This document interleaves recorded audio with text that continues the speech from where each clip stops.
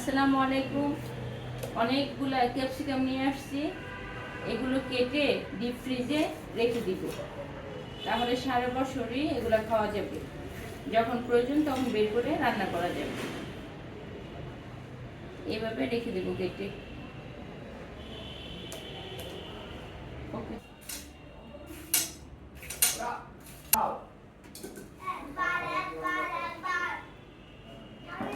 এই যে এভাবে কেটে আমি ফ্রিজে রেখে দিব, তাহলে আমি সারা বছরই খেতে পারবো। এভাবে আমি ফ্রিজে রেখে দিব, সারা বছরই খেতে পারবো। বক্সে করে ডিপ ফ্রিজে রেখে দিব।